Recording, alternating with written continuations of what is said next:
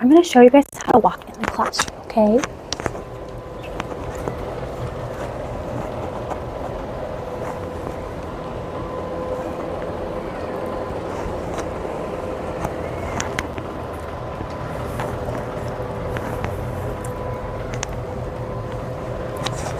Did you hear my feet?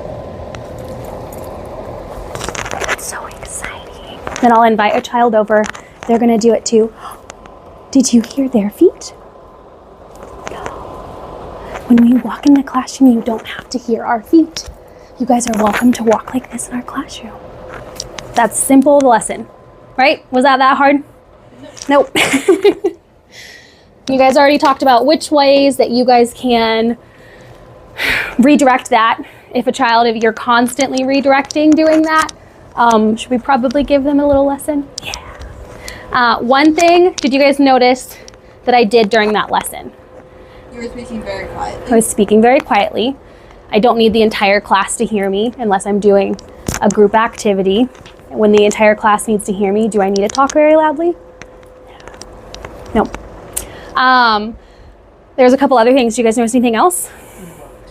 Almost heel to toe. I watched your feet. Mm-hmm. I watched my feet. You were very slow and exaggerated. Very slow and exaggerated. What about my voice when I was walking? It was completely silent. It was completely silent. So when we give lessons, we're going to minimize what we're saying while conducting the lesson, okay?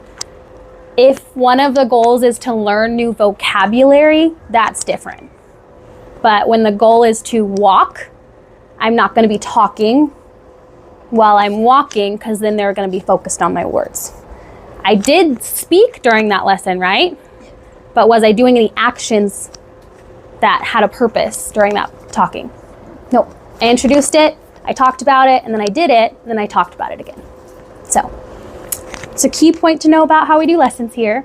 One of the extensions that I always like to do in my classroom when a child was really struggling with walking is I don't know what happened to it, I actually had like actual little foam footprints.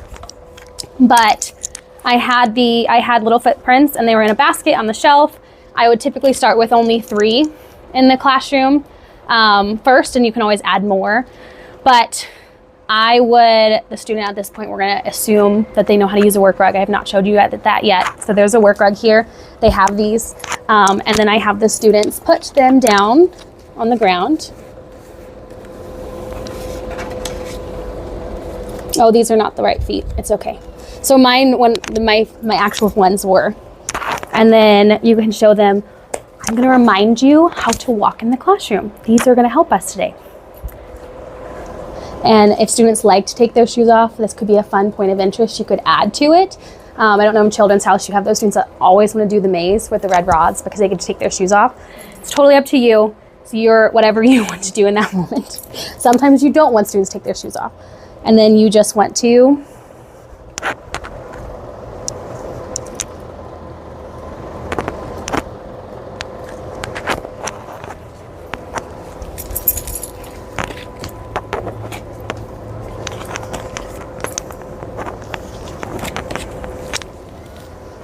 Did you see how slow I was walking? Yeah. Now it's your turn. And you invite them to try. So you're welcome to do it that way. And then the extension to like this extension would be, you could teach them how to bend down while still on 2 and grab the last one and put it in front of them. And they can stand back up and step on that one and have their 2 feet like this. And then they bend down, pick up that one, put it in front of them. So then they're doing it for quite a while.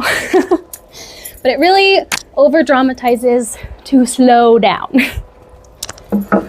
So, any questions on that activity? So if you let them do that as an activity, what area would they be able to do it?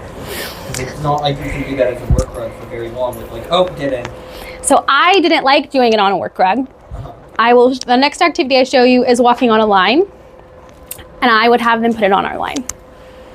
So you can do it on a work rug, or you can tell them a specific area, like if you have one of these in their classroom, they can do it on this. Oh, okay. But just designating the area that you want them to do that. You can do it around the work rug. Yeah, because it's an extension, it's not a lesson in itself. But you can add that if you would like to. Cool. You don't want them doing it around the entire classroom unless they're really working on that, picking up and putting it over. I have had students do that with only 3 in the entire classroom. You just have to know what boundaries you want to put in your classroom. Try it out.